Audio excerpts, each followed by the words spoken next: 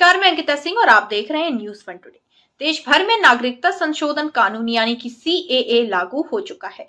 इसे लेकर देश भर में बयानबाजी और सियासी घमासान जारी है। सीएए को लेकर सबसे तीखा स्वर दिल्ली के मुख्यमंत्री अरविंद केजरीवाल का नजर आया है। उनके एक बयान पर जमकर घमासान मच गया। केजरीवाल ने बुधवार को कहा कि लोकसभा चुनाव से ठीक पहले सीएए लागू करना बीजेपी की वोट बैंक की गंदी राजनीति है।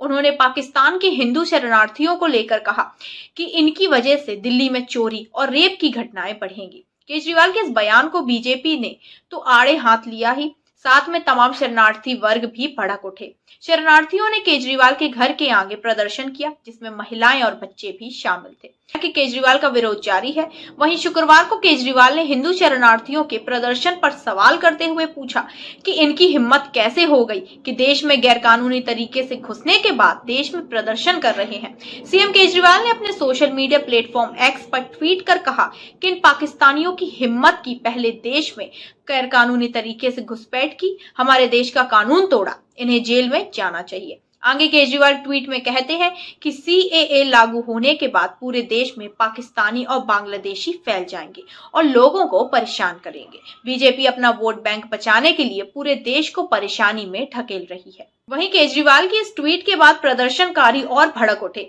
और इन सभी का कहना है कि केजरीवाल ने जो भी कहा है वो गलत कहा है और उन्होंने गलत शब्दों का इस्तेमाल किया है। सबसे पहले जान लेते हैं आखिर केजरीवाल ने सीएए को लेकर क्या कहा। दरअसल अरविंद केजरीवाल ने बुधवार को एक प्रेस कॉन्फ्रेंस करके केंद्र सरकार को सीएए वापस लेने के लिए कहा था।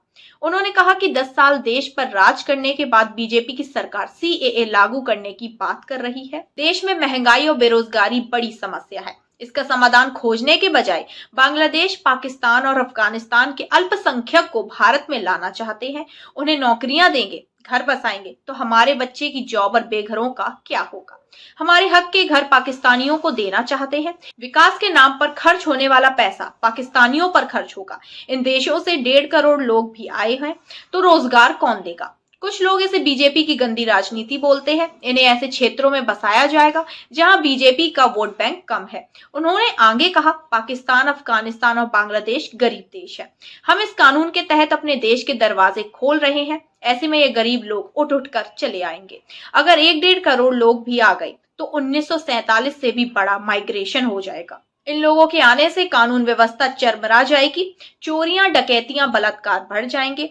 पता नहीं कैसे कैसे लोग आएंगे। हमारे देश की सुरक्षा व्यवस्था बिगड़ जाएगी, दंगे भड़क जाएंगे। केजरीवाल ने कहा कि देश में 10 साल में 11 लाख से अधिक लोग भारत छोड़ गए हैं। इनमें से बड़े उद्यमी भी हैं। इन्हें वापस लाया जाए ताकि ये नौकरियां दे। वहीं केजरीवाल के इस बयान के बाद गृह मंत्री अमित शाह ने भी जवाब दिया। अमित शाह ने कहा कि दिल्ली के मुख्यमंत्री अपने भ्रष्टाचार के उजागर होने से अपना आपा खो बैठे हैं। उन्हें पता नहीं है कि ये लोग भारत में आ चुके हैं और भारत में रह रहे हैं। अगर उन्हें इतनी भी चिंता है तो वे बांग्लादेशी घुसपैठियों की बात क्यों नहीं करते या रोहिंग्यों का विरोध क्यों नहीं करते। वे वोट बैंक की राजनीति कर रहे हैं।